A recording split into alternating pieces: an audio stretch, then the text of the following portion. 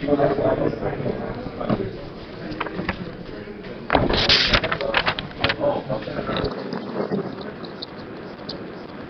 morning.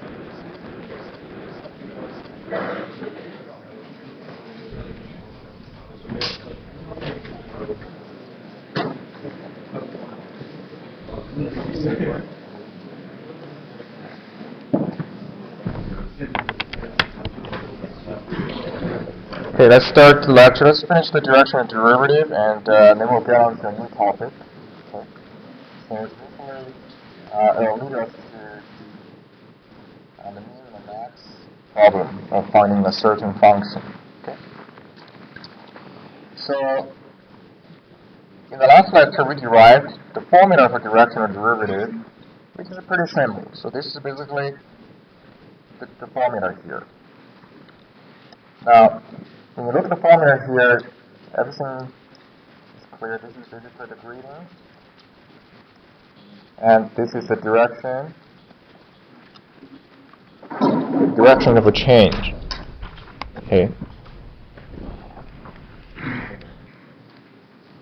So, what's the physical meaning of this one here? Basically, what it tells us is it's the slope of a function f x y when standing at point P naught, okay, when standing at P naught and facing the direction at. So that's basically what it means here. Okay. So it's a derivative concept, so it's a rate of change concept. And rate of change of which one? Rate of change of this function f of x, y. But it's not arbitrary rate of change. You know, it's previously df over dx, it's a rate of change with x. Now it's a rate of change with respect to a certain displacement. And this displacement is a change of displacement in the direction of u hat. Okay? So that's the directional derivative physical meaning of it here. Okay. So now let's take a look at a few examples here and gain some in-depth understanding of this directional derivative.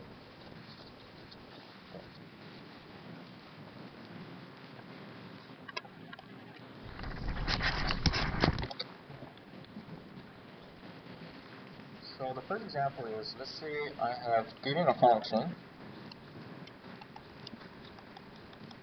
okay, which is surface here. Okay. Can you calculate? I'll call this dd over here, okay? And dd. Calculate this dd of f, okay, in direction of I hat. Okay, calculate the direction of f in the direction of I hat at any point, okay, at any given point. Okay, so what would that be?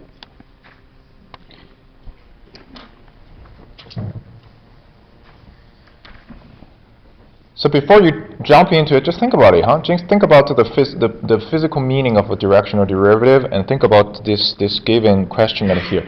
So directional derivative is the rate of change with respect to the s in certain direction.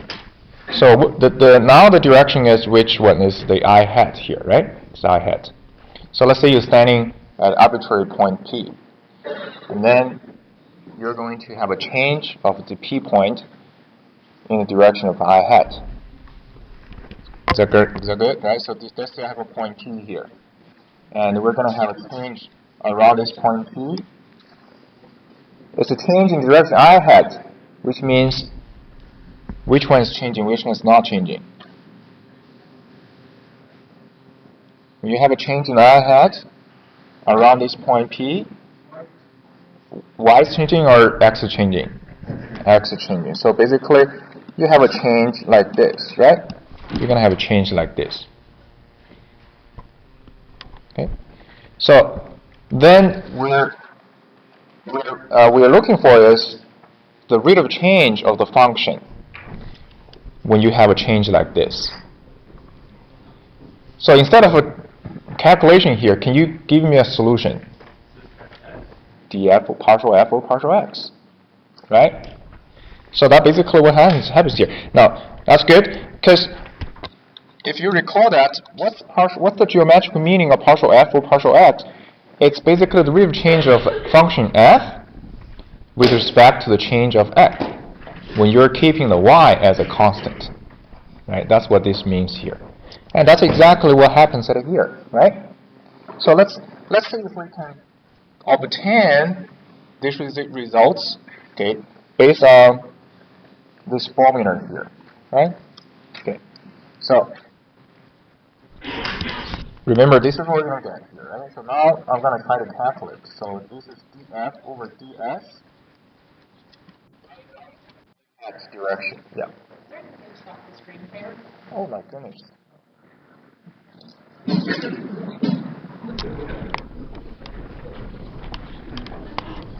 How is that screen saver? Wait. Oh. There we go. Forgot to press the other ones. Thanks. Is this okay? Yeah. Okay. So this one, according to the formula, is partial f. Okay, partial f around certain point p, because I'm using arbitrary, so just point arbitrary p, and then dot this u hat. U hat here is I hat, right? Is I hat. Okay, that's the formula.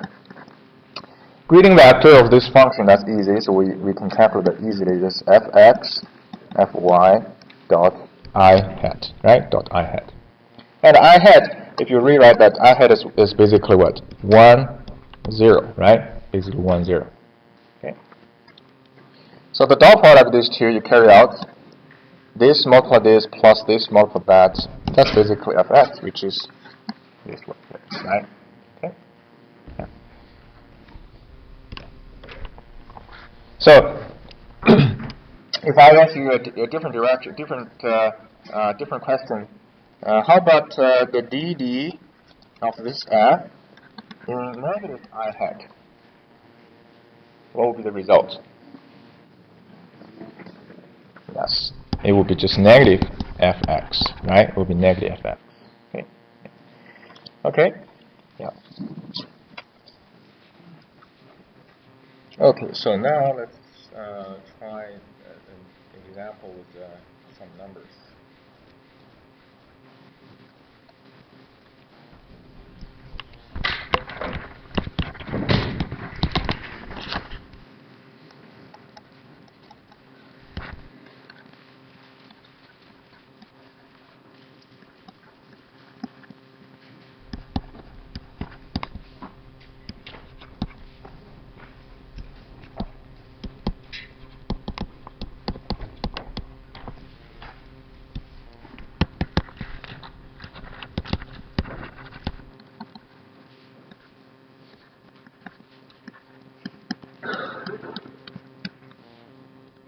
Okay, so let's see, I wanted to calculate the directional derivative of this function at this point in this direction. Okay, in this direction. And let's see, what would that be, huh? Yeah. Just finished writing it here. Okay, so I guess there's really nothing tricky here except that we're going to try to follow the formula, right? So df over ds u hat p naught. So this is a p naught point here. Now to the u hat, this basically now the question is, what will be the u hat at here? The u hat is this guy. However, okay, there's a little trick here. What's u hat? Univector. What's this guy? Is that a univector? No, right? So we cannot apply this one to the formula directly, so we have to normalize this first, okay, to get a univector first. Okay. So that's del f at P naught. Well, in this case, I guess instead of using U hat, let's use the so-called, because I'm using V at here, so I'll just use V hat here. Okay, just U V hat. So V hat is V over its magnitude. Okay, so that's basically where you can start the calculation. So the first one is if you don't want to write all together, you can write them separately. So let's see. What's the grading vector of this P naught? Okay, so here is a relatively complex function here, calculating partial f over x, partial f over y. So partial f over x.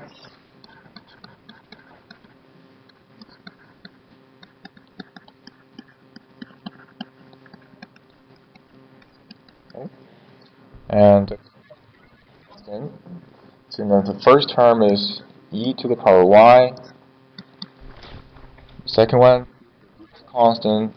So the derivative cosine is sine, and multiply by keep back y. So that's what y, right? I hat at P naught, and the plus. Second one, keeping all the y as a constant. So x e y minus sine x y, keeping y as a constant. That's x at here, P naught g hat. All right. So that's the gradient of this function at the P naught.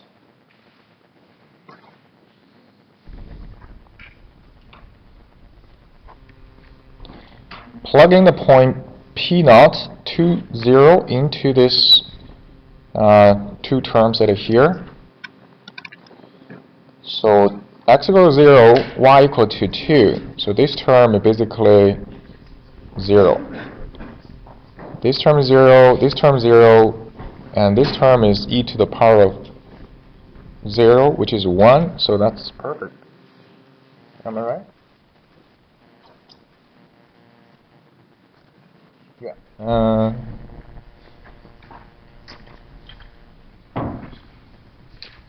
Yeah, I think so. That's basically I hat, isn't it, right?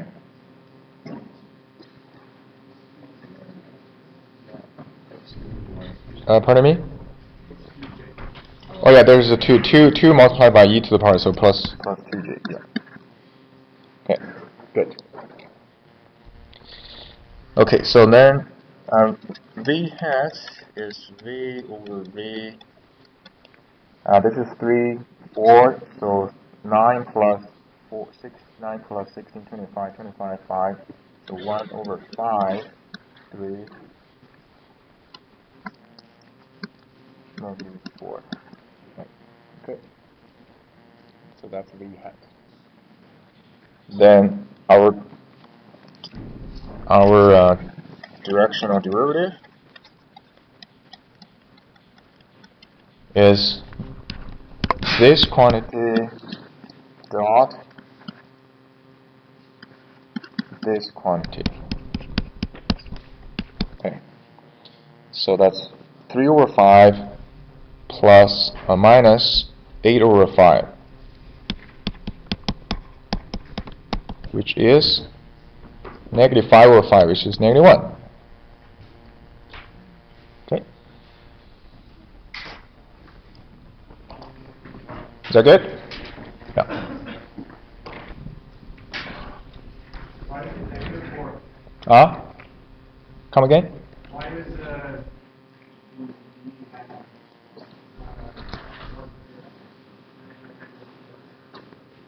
why is this is 3 negative 4 here?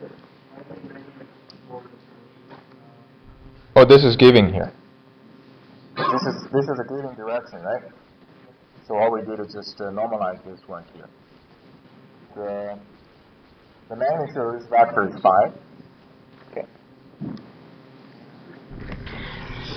Okay. This is a purely calculations here, right? This is purely calculations, nothing taken here. Okay, but it did raise a question. Some student really ask is, I'm not allowing to use a calculator, so some student really ask, why not a regular calculator, right? So, as I said, I think my expectation is I need you to have some of the basic computation skills, plus minus. There's no tricky ones here. However, I know there's some situation in the past, some student having some sort of stress issues regarding numbers. So if you do have that issue, you can come to me and you can contact the university. We can accommodate the situation there, right? But in general, if you look at the assignments that we have there, most of the cases, just the regular computations, right? Symbolically, either not complicated ones. Okay, so in the final, you can in the final. We'll see. Yeah, we'll see. Okay, so now let's take a look at some of the properties. Okay, of DD.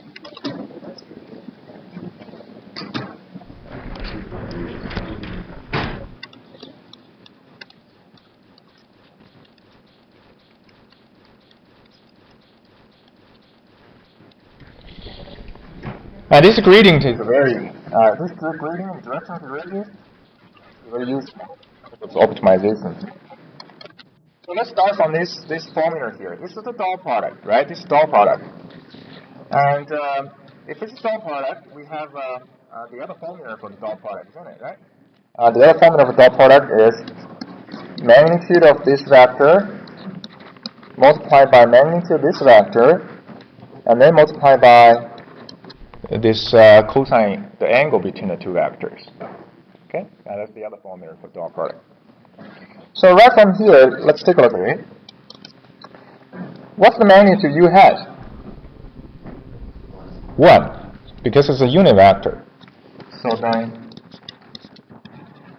this directional derivative just turns into this guy here, right? Just turns into this guy. Okay. So now, right from here, let's take a look at this directional derivative based on the value of a theta. Okay, based on the value of theta. So you need to understand is, here's del f, the other way around. Here's del f. Here's probably u hat, right? Here's for u hat, and this is theta here. So essentially, if I draw a 3D one, let's use a graph, for example,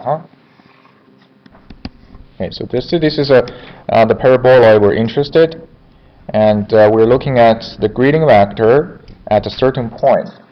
So if I take this point here, the grading vector, okay, maybe it's going to be this, right? It's going to be this.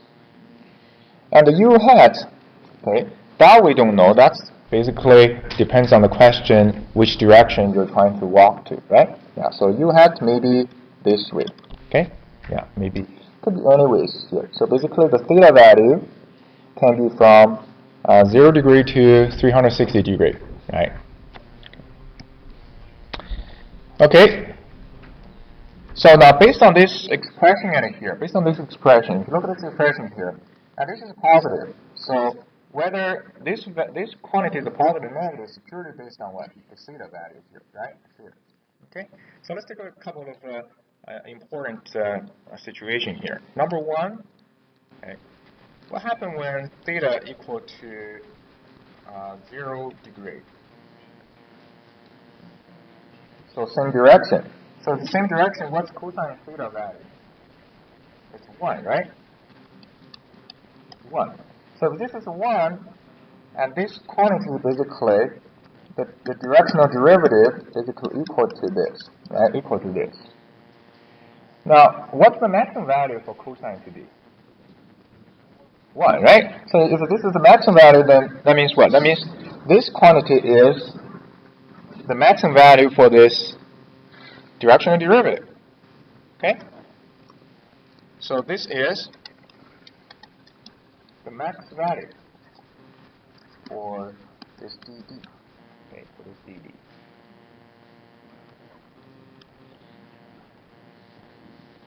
So now let's repeat the physical meaning out of here. What is the physical meaning of a grading vector? What does it give us? Give us no, it doesn't give us slope. It gives us a vector, right? Yeah.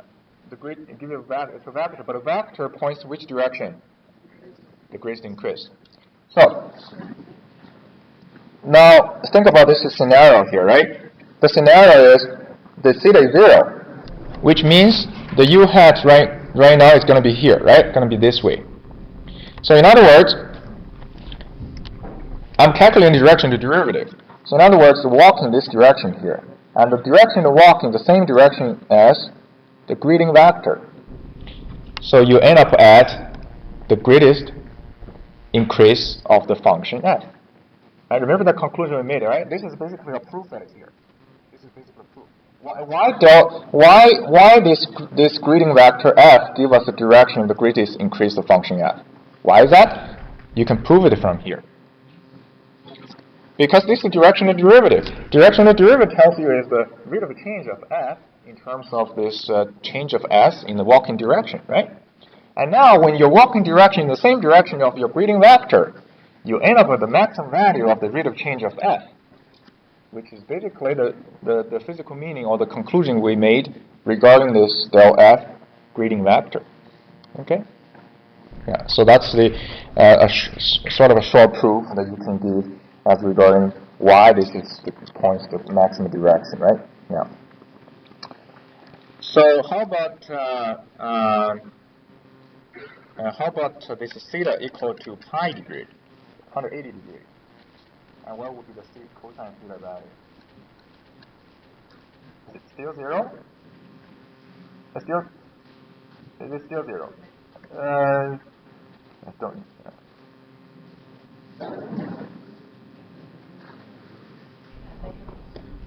That's 0, right? Yeah. -1, isn't it, right? -1. Okay, so if this is -1, what is my directional derivative computation? It will be this, right? It will be this. So then, what does this tell us? What's the physical meaning of this guy here? That's right. That's the greatest decrease, right? So you're walking in the opposite direction of this grading vector. So not this direction, but you walk in that direction.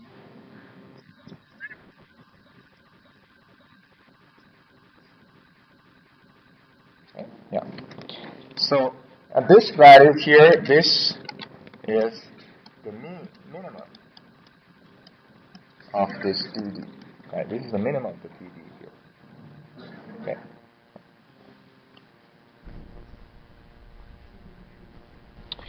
So how about the third scenario? What about when theta is pi over 2?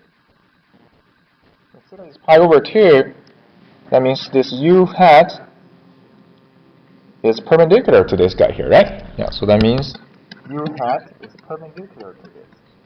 Okay. So if the two vectors perpendicular to each other, then the dot product will equal to 0. Okay, 0. So the directional derivative is 0. And what does that mean? So directional derivative, the rate of change of f in the direction u hat as a small change of ds, right? But now the quantity is 0. So that means, is there any change in terms of f? No, right? So basically in this case here, so no change in f, okay, when u hat is perpendicular to this guy here. Okay, there's no change.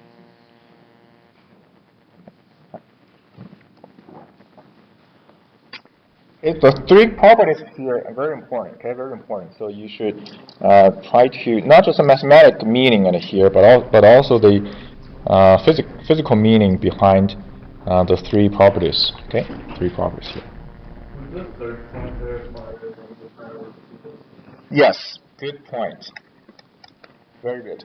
So, now we said this is perpendicular to this. We said theta equal to pi over 2 here, right? So basically, when you have a del f here, you can have u hat either here or u hat either here. Okay. So when this one here, this is a pi over 2. Okay. And for this particular case, you can call this negative pi over 2, or you can call this is what? 3 pi over 2. Okay, either way is good. Okay, yeah. So we can put it down another one in here. Okay, same meaning. Okay. Is that good? Okay. So let's take a look at an example, and then that should be it for the directional derivative.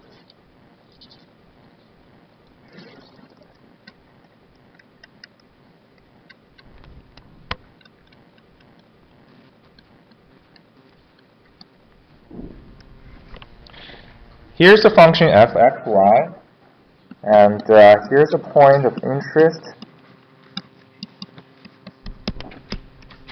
Okay, here's a point of interest, and I need you to find a direction. Okay, of maximum rate of change. Maximum rate of change. Rate of it, not a change, but it's not just a change. Maximum rate of increase. Okay. At P naught. Second of all, find the direction of minimum rate of increase. Yeah, sorry, my tablet. I can't fold it all the way anymore, so I have to hold it like this.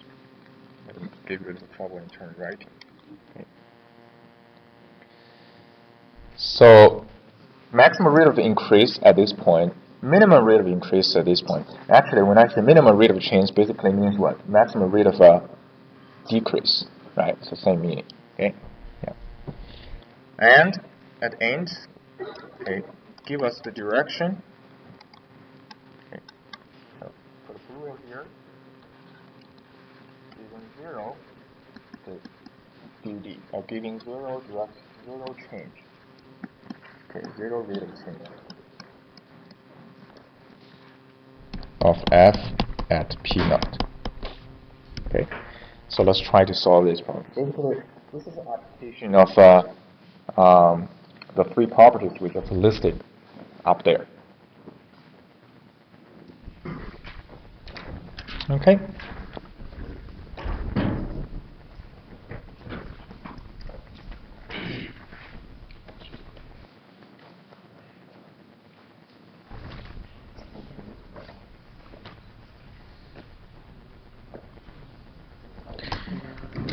Alright, so now let's try to calculate this from here, right?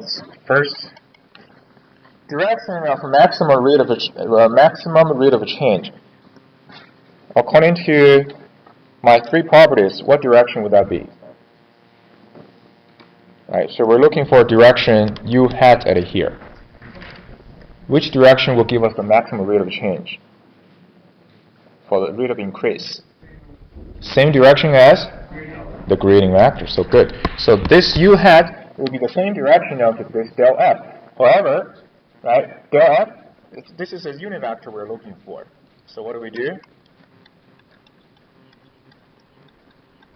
We just normalize that, right? We can just normalize that. So, first of all, you need to calculate the del f, of course, at p naught. Okay, at this p naught. And this is easy. The function f of x is right here. Okay, right here. So when you calculate del f, the first quantity is, and you know what, I'll calculate on a separate line here. Okay, so del f, okay, equal negative 2x negative 4y. Okay. For this del f to this p naught, we got a vector. So negative 2 by 1 to 2. Negative 4 by 1 is 4. Okay. So then overall the u hat is normalized of this guy here. So 2 by 2 squared, 4 by 16, 28. 28 altogether, we get 2 square root of 5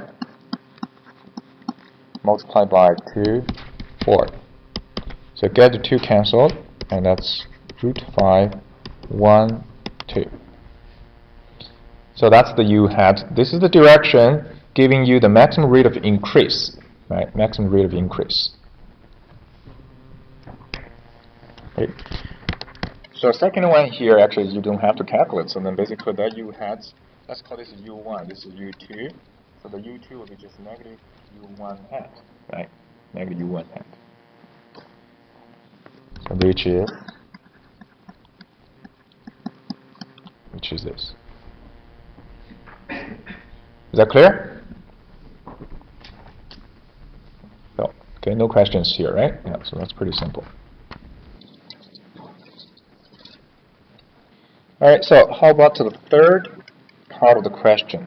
What direction give us a zero rate of change of this function f at this p0 point?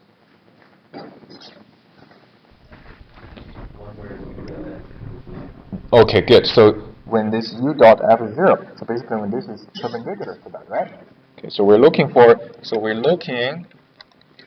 u hat perpendicular, let's say u3, perpendicular to this guy here, okay, to this guy. And what's this guy here? Del f we calculate at the p0, this guy here. So we're looking for u at 3 perpendicular to 2, 4, right? To 2, 4. Okay, to 2, 4. So what will be your next step? What are you going to do? Right? Let's see if anybody can come up with a simple solution.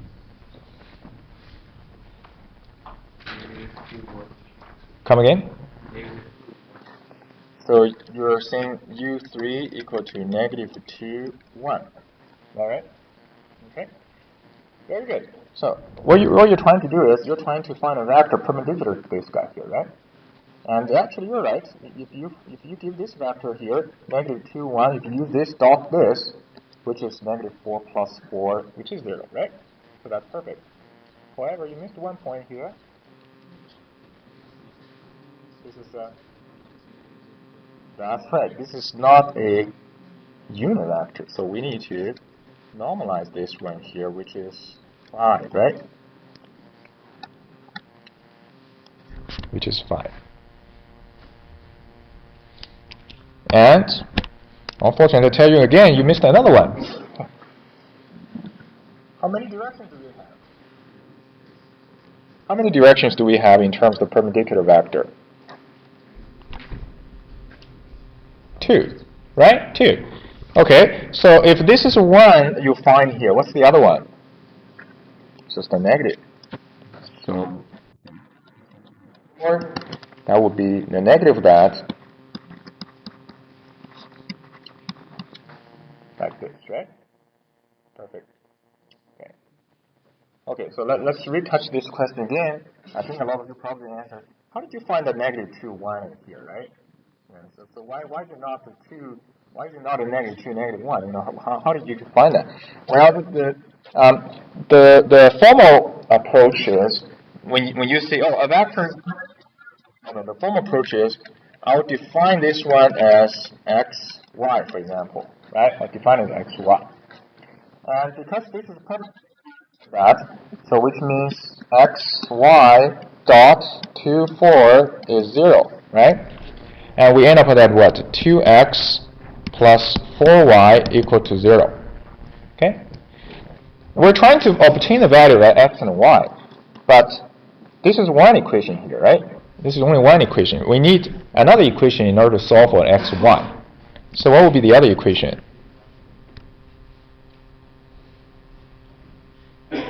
What would be the other equation to solve for x and y? This is u3 hat. This vector is a, what kind of vector? Univector. Univector means what? Equal 1. Right?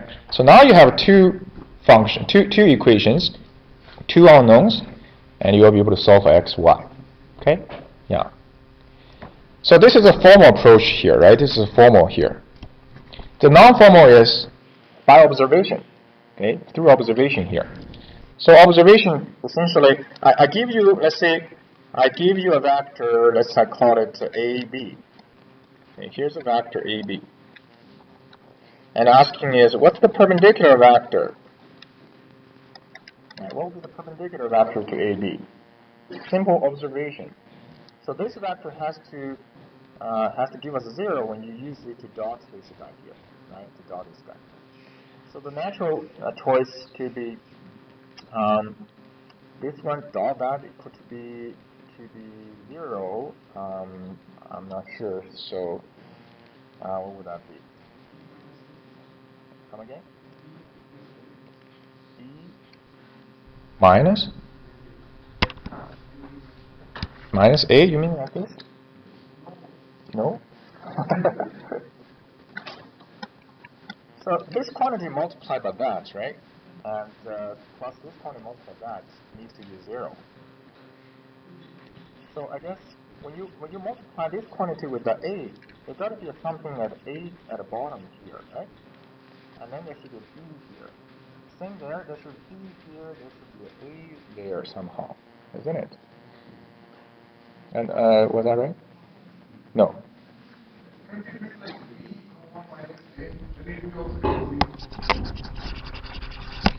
So B comma minus A. Oh, excellent. Yeah. You beat me there. So that's correct, right? That's correct. How about the other one? Right? How about the other one? Does that make sense? Right? But this is the vector, right? This is the arbitrary vector you find here. I mean, you can multiply this vector with any scale. That's the dot product is still going to be 0. But in this particular case, we're looking for the unit vector, so don't forget to normalize the two given at here. And that'll be the solution here. Okay? Yeah, very good. Is that clear? Yeah. This is actually one of the kind of question I tested in final in last year, right? So just find a direction without going through these steps here. However, in certain situations, you might need to go through these steps. Okay, it may not be as easy as just observation will solve the problem. Okay? Yeah.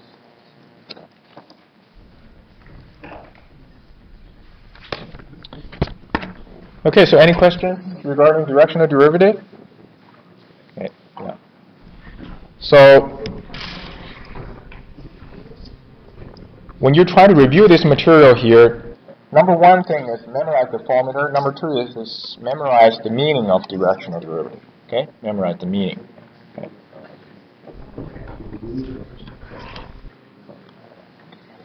Alright, so now let's take a look at the next topic. Basically, let's take a look at estimating changes in function f(x, y). Okay. This is actually not new. One assignment we did is, you estimate the change of a certain function when there is a variation in the variables of these functions, right? In the variable functions here. So let's retouch this problem here. Okay? First, starting from simple case. Okay, simple case. The simple case is a function of one variable. Now, when you're trying to estimate a change of this function of one variable, certain point c naught, which is basically x naught here. So what would you do is you can start from df over dx. Okay, this is the derivative, right? This is the derivative. Basically, df over dx equal to f. The derivative function, and like this, right? That's the writing of this. Now, instead of writing this, I write the differential. Okay, I write the differential. Okay, and from the differential, I can change that small d into this delta here. So that basically give us an estimation of the function f. Okay, the change in the function f. Okay, with the change of delta x at a certain point p, right? That's the single variable here. Okay, single variable. Now, when we're looking at a function of two variables, okay, you can also easily extend that to a function of 3 or even 4, right? And the change of this guy here, right? So there's going to be a little change. Okay. And we're looking at the change here, basically delta f right here. And how's that delta f going to change? That's based on the situation. Maybe original point is p naught. And it changes to a different point, p1. And this p1 is based on the p naught, so there's a change in the x, and there's a change in the y, right? Okay, so basically, what is the change of the function when you have this kind of a variation here, right? This kind of variation. Okay? Yeah. So in the previous lecture, we derived this one here. We derived this. How do I approximate the change? We use a plane, right? We use a plane to approximate the change, or use a plane to linearize the function at this certain p naught. Okay. So in that particular case, if you recall that we had a plane, and so basically the linearization. Okay. So the linearization there is f x y equals to f x naught y naught, okay, and plus f x p naught x minus x naught plus fy p naught y minus y naught. Okay, so that's the linearization here. Now, if I move this term to this side here, right? If I move this term to this side, to the left side, and what do we get? We get delta f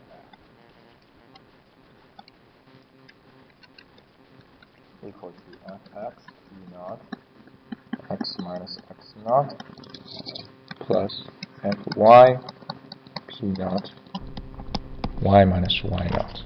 Okay, we get this. And that delta f is basically the change in the function f. Right? That's basically the change in the function f here. Okay. Around what? Around the point x naught, y naught. Okay? X naught, y naught. Okay. So, if coming back to this here, if this is the change from p naught to c1, right? So what do? You basically replace the x with x naught plus delta x, y with y naught plus delta y. Okay, and you do this change here.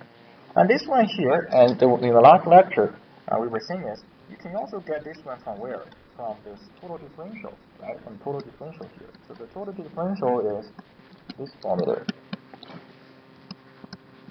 Right, so this is formula here, total differential. Okay. So there's nothing new here. This is basically how you conduct the change of this function f around certain point. Okay, around a certain point. Okay, so now we learned the grading. We learned this grading vector. We learned this directional derivative, right? So let's relate this to the directional derivative concept here. Okay, directional derivative. So I'm going to draw the graph again. Draw the surface. Okay, so let's draw the surface here. So here's a p naught. Okay, here's a p naught here. This is p naught. And this is a p1 here. Let's see. Okay, this is p1. So p naught is x naught, y naught. p1 is x naught plus delta x, y naught plus delta y. Right? Y naught plus delta y. So if the question just asks you to change in the graph, you can use a formula like that, no problem at all, right? No problem at all, okay? Yeah. So if I change this question just slightly, same question, but I changed it to a different way of describing it, okay? Different describing it. Now I describe this question like this. How is the f going to change if I walk from p naught in the direction to p1? You see the point here, right? Yeah. So basically, not this guy. Basically, I change this to n. What does this equal to? Okay, when walking, okay, from p naught, okay, to p1, okay, or when walking from p naught in the direction to p1. try this wording here. From P naught in direction to P1. Okay, so this is just another way of describing the same problem now, right? So I'm saying is, how is the surface height going to change when you're walking from P naught to P1? Okay, is that good? Yeah. Well, this is basically back to the definition of a directional derivative. So directional derivative is what? df over ds, right? df over ds. In certain direction here, okay? At a certain point, right? At a certain point. At a certain point. Now, relate to the question raised at here. When you're walking from P naught to P1, so basically you walk all the way from here to here, right? All the way from here to here. So tell me, if I want to relate this specific type of walking to this formula here, what will be the u hat at here? Or what will give us the u hat? P naught, P1, right? P naught, P1 will give a u hat. And what would give us this ds at here? What's the ds first of the physical meaning? ds is the small change displacement in which direction? In the direction u hat, right? So this is u hat now. And let's say this is a very small change. Basically, P naught P1 is what? This ds at here, right? It's this ds. Is that clear? Right, that's a very small change. There's a very small change from P naught to which direction? To the u hat direction. And of course, the u hat direction is given by P naught P1. And that direction of a change, right? And that small change is this ds at here. This ds. And we're looking for the change in the function f, right? They're looking to change the function f. Now, let me finish the formula here. The formula says this, right? The formula says this. Yeah. Okay, that's the formula. So you're looking for this delta f. Well, delta f, as we said, can always be approximated with which one? With its total differential, the df here. That makes sense, right?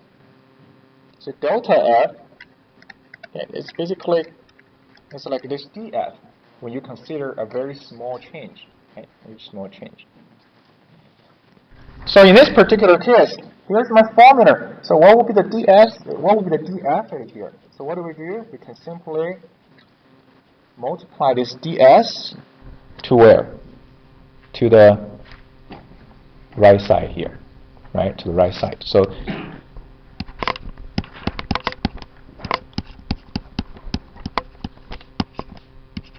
there, right? That's a manipulation of this formula right here. So you simply multiply the ds to the other side. See, what's the difference between what we did at here for single variable? What did we do? We basically multiply the dx to the other side here, right? Dx there. And that dx represents the same meaning as the ds at here. Is that clear? Yeah. So this one here is basically a general formula. Essentially, it's a general formula in terms of this estimating change here. So this is a formula for estimating change in f. Okay, estimating change in f in direction u hat. Okay, with a small this distance or displacement ds. So that's the formula. General formula of estimating the change of f, okay, in terms of the directional derivative.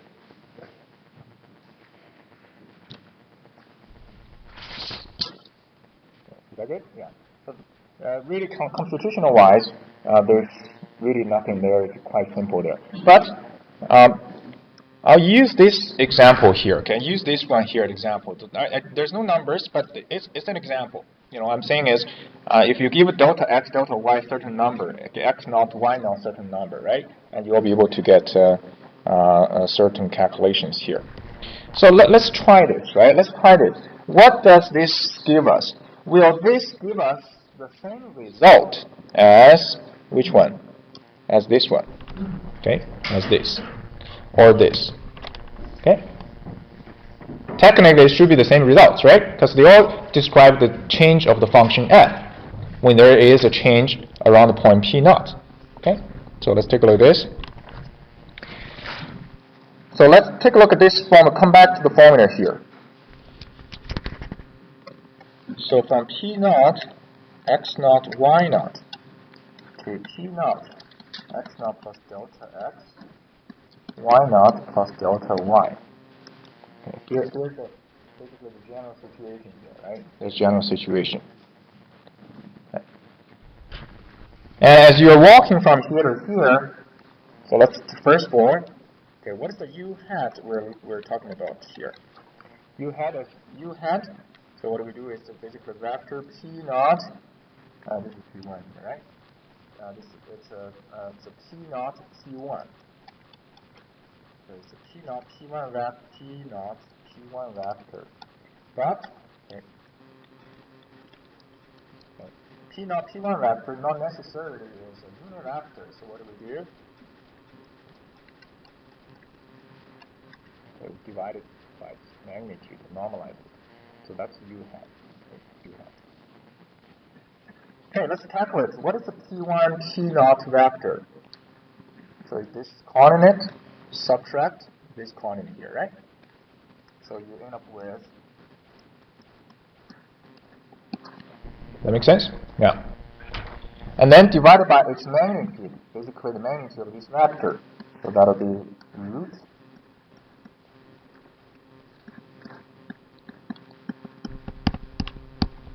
Okay. So that'll be this guy here. So that's the u hat. So basically, if you have a question saying there's a change from this point to the other point, then you should use this formula to calculate the u hat. Right? Yeah. Okay, so now I got my u hat now, and let's try to obtain the ds. Right, ds. ds is a displacement. It's a change of this distance. So from here to here. So the distance is actually basically it's the magnitude of the vector here, right? It's the magnitude. So the ds, what's the ds? ds is basically the magnitude of this p naught p1, which is the same as here.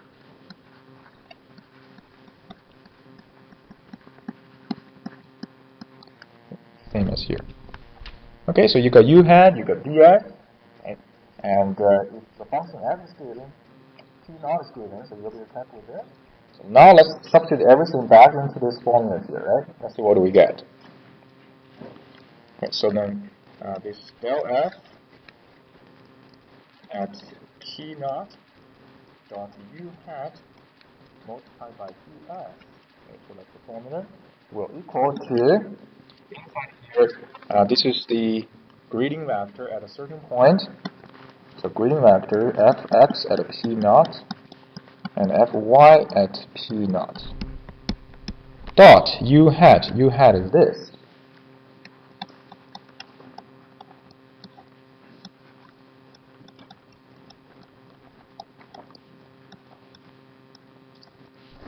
Okay, so that's u hat.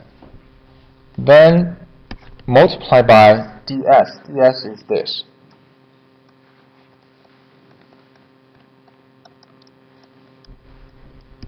Okay, right, that's what it is. And when you look at this one here, I guess there's one thing that can be easily cancelled, which is, right, these two. Because they're the same, they're all scalar value, so you can cancel them, okay? Cancel them. And you end up with this dot that. which is fx p naught delta x plus fy p naught delta y, right? Delta y. Now remember what this quantity is, right? This quantity is the change of this. Basically, this quantity is the change of f here, right? This quantity is the change of f. So change of f around p naught equal to this. That's exactly the same result as previously derived. Okay.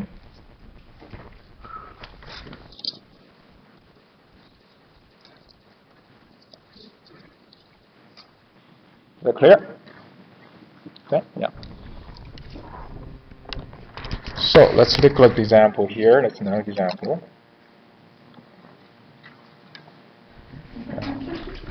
Okay, lots of calculations, and here's a function fxy.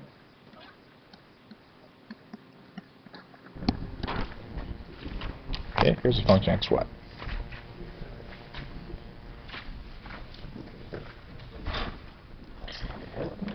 I want you to calculate what is this change delta f, okay, if p naught is this. So change from here, okay, p naught is this, and move from p naught to p1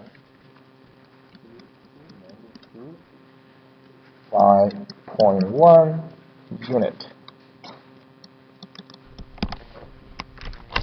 Okay. Here's the function, here's the surface, here's the initial point you're interested, and you're moving from P naught to this P1, but not all the way to the P1, only by 0.1 unit. So from here to that P1 direction, by how much? 0.1 unit means could be meter, depends on the situation, right? Okay, or centimeters, like that, or kilometers even. Okay. And find the change of this function f due to this maneuver. So we're going to use basically our formula at here, this formula here, to calculate the change. Okay, calculate the change. Okay. So if I want to use this formula, first of all, second of all, I need to get ds, right? ds. So I guess find the easy one here. What's the ds in this question? Come again, Dustin? 0.1, exactly. So the ds is 0.1. So the u hat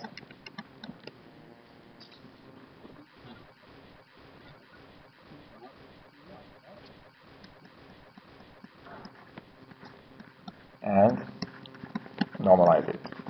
Okay, normalize it. So up to here, you pretty much solved all the questions once you find these two here, right? And the rest is for plugging the numbers here.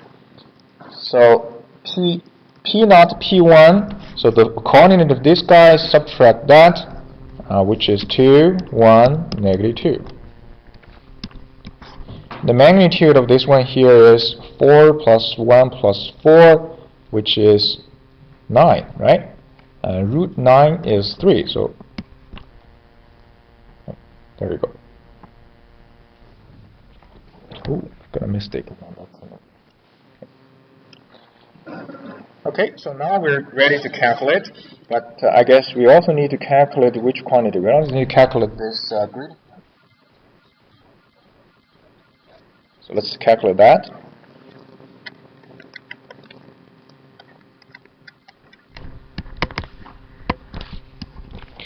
So this is a function here. First, partial f over x. I guess I'm doing all the writing here, but I think you need to use all the opportunities to do calculations here, right? Yeah. Yeah, 10 seconds here until you finish that.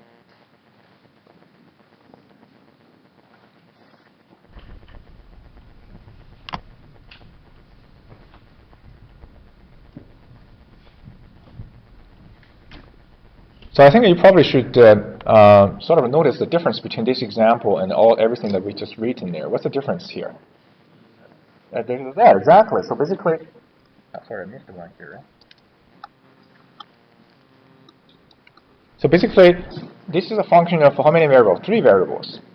But previously, I was writing here is all function of 2 variables, isn't it? Right? Yeah. But then again, there's no difference. All you need to do is just add one term. Okay, just one term. So over here it's fx, fy, fz at p naught. Okay. So fx, consider everything else as constant, and what was the first term?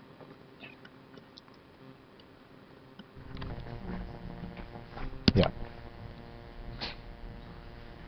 Oh, mistake there. Second term, derivative with respect to y. The third term, derivative is z. Right, so that's the partial derivative. Plug in p naught, 0, 1, 0. So x is 0, y is 1, z is 0. So first, the first one.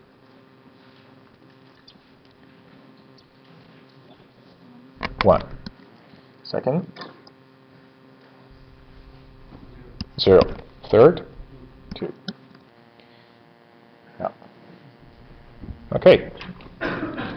Anybody having trouble here? All good? Yeah. But I think that if you're, I think I know in the past is some of the special cosine, what's cosine 0, what's cosine pi over 2, what's the sine pi over 2, those special values, right? There's no formula for that, unfortunately. I hope you can either memorize or you know where to derive those values. So in the end, our delta f, okay, is this reading dot e hat multiplied by ds. Okay, by ds. So overall, it should give us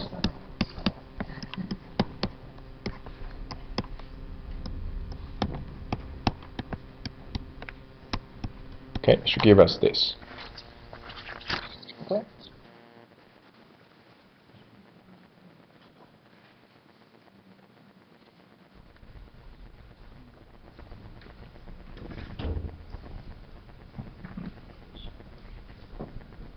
Yeah.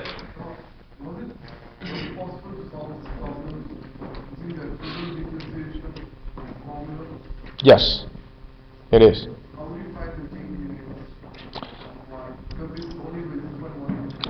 Yes, it is. It is possible, but however, there is a little one extra step here.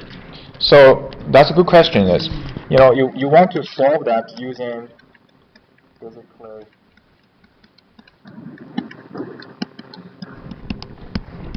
using this formula here, right? You want to solve it using this formula. So let's use approximate signs here. Okay. So there's no trick. This is good. So it's the same as when you calculate this guy here, right? Same as you calculate this. Okay. So I can put down a value here. So fx is 1, fy is 0, fz is 2. Okay. Yeah. Okay, so that's this guy here, right? That's this guy here. Now the question is, what would be the delta x, delta y, delta z? Well, now that's where you need to be careful. So what's the original question? The original question says is p naught from where? From 0, 1, 0 to the direction of p1 and to negative 2 by 0.1 unit, right? 0.1 unit.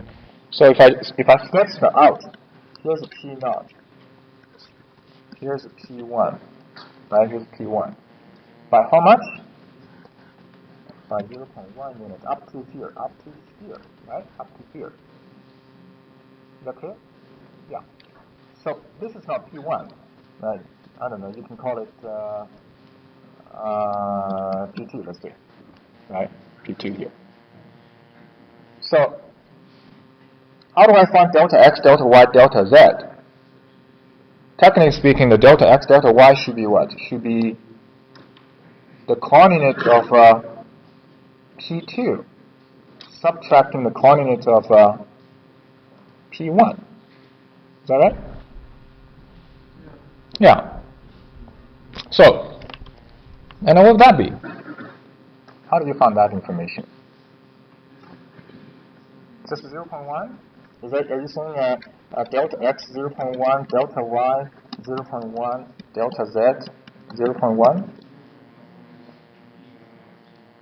Oh, you're getting that. So this should be, I'll just do this one. So this should be 0.1 times C naught C1. Is that right, or times the magnitude? Yeah? Times what? Magnitude. Is that it?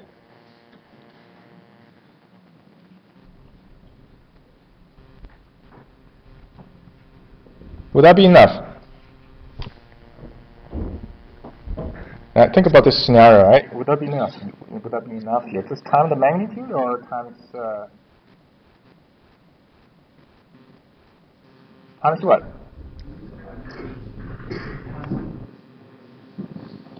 By unit vector. That's right. Right? By unit vector. Remember, this is a direction here, unit vector here, right? Unit vector represents a direction here. See, you're moving 0.1 in which direction? In the unit vector direction. So basically, your P2 coordinate should equal 0.1 u hat plus which one? Plus P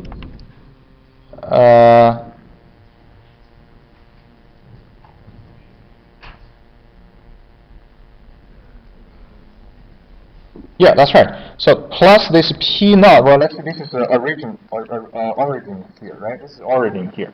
Plus this OP naught vector. Can you see that? Yeah. So let's see maybe in a 3D case here. Here is P naught. Here is a P1. Let's see. So we're trying to go this. Actually, what? Yeah, in 3D. We're trying to go in this direction here. And this vector is O here, so this is OP naught. Okay. And where do we end up with? We end up at where? Somewhere here, right? Somewhere here. So this is a P2, we call it, right? This is P2, we're calling it. So this vector is OP2 here. And P naught P2, here's another vector here, right? P naught P2. So by looking at this triangle here, what's OP2? OP2 is OP naught plus P naught P2, right? Yeah. And what's OP naught? OP naught is basically this guy here. Right? The coordinates give you the vector. What about P naught P2? P naught P2, the magnitude of P naught P2 is how much? How much is the magnitude of P naught P2? 0.1. Magnitude multiplied by direction. Right? Multiplied by direction. That direction is given by P naught P1. So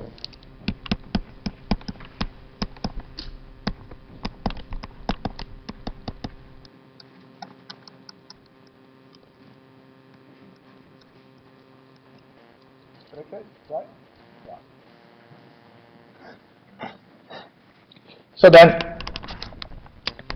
here's OP2. Here's OP0. You're looking for delta x, delta y, delta z, which is actually this quantity here. Does that make sense?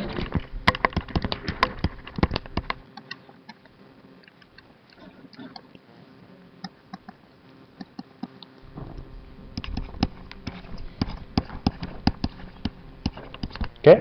Yeah, that's delta x, delta y. Yeah. What are the keys in the one you circled? This one here, you mean? Is it spelled the term? This one? P1, P2, or I can't read your writing. Sorry.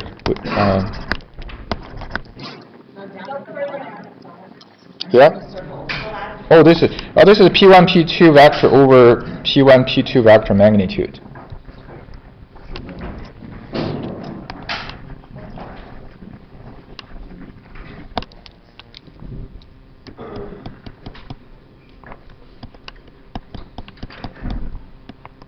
Okay. Right. Once you get delta x, delta y, plug in this original formula, you'll be able to calculate. But I guess this is a relatively more calculations than using this formula here, right? So when you do the calculation, you need to look at what are the conditions given to you, right? Which one is easier to calculate? Any questions? Yeah. Should that after that be not P1, P2, but P not P1? This guy here. Yeah, you're right. Yeah, so what I'm right is the P naught P1, right? Because I give you P naught P1, that's right. Good point, thank you.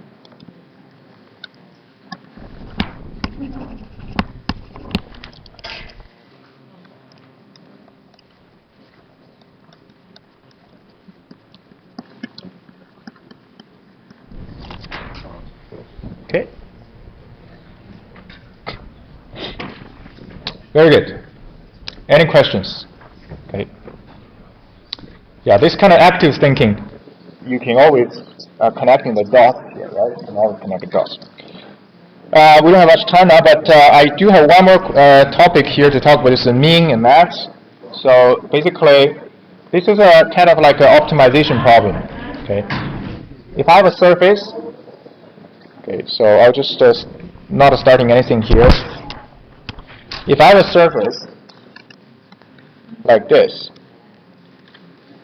there will be a maximum point here, right? If I have a surface like this, there will be a minimum point here. So how do I find this minimum maximum? Well, I guess first thing is, let's talk about the easy ones. What does the gradient vector means again? It points the direction of the greatest increase. So at the mean and max point, the gradient vector will be 0. So that's the easy point. Basically, how do I know where I have a mean or max point? So you calculate the gradient vector, you set it equal to 0, then you calculate the corresponding xy value, right? Okay. So the second one is the difficult point. How do I determine whether it's a mean point or maximum point?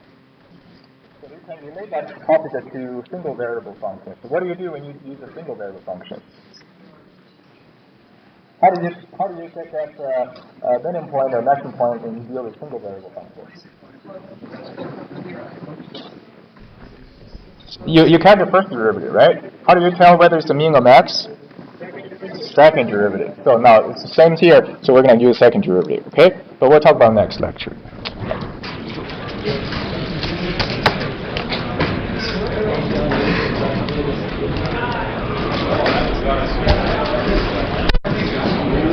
As I said in my email, the assignment 5 is the due of course today, so there's only 3 questions there. It's very limited. You have a extension until October 21st. That's not next Friday, but which Monday I thought. Alright? I really need to practice the first and second question because we're on a reading vector. This is part exam. Okay? Yeah. Small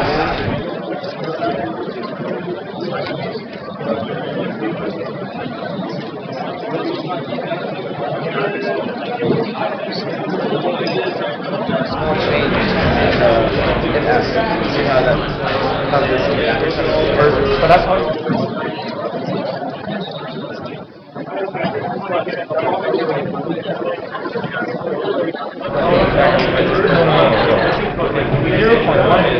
The change from here to there. Right? And then there's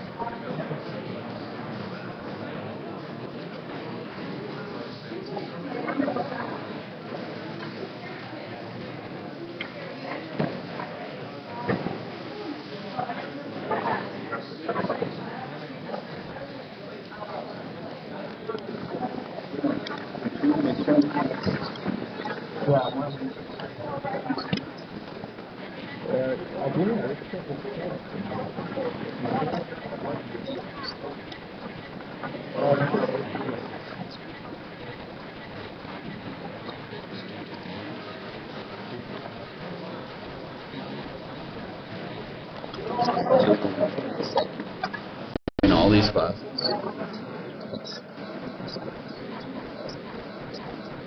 yes, I do. Which is why I give you guys attention. Which is why I force you.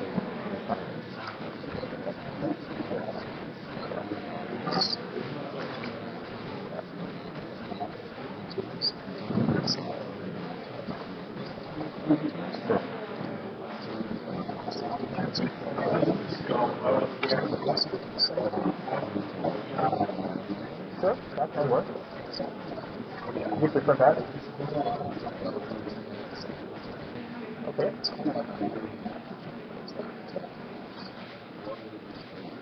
Well, okay, yeah. Yeah, that can work.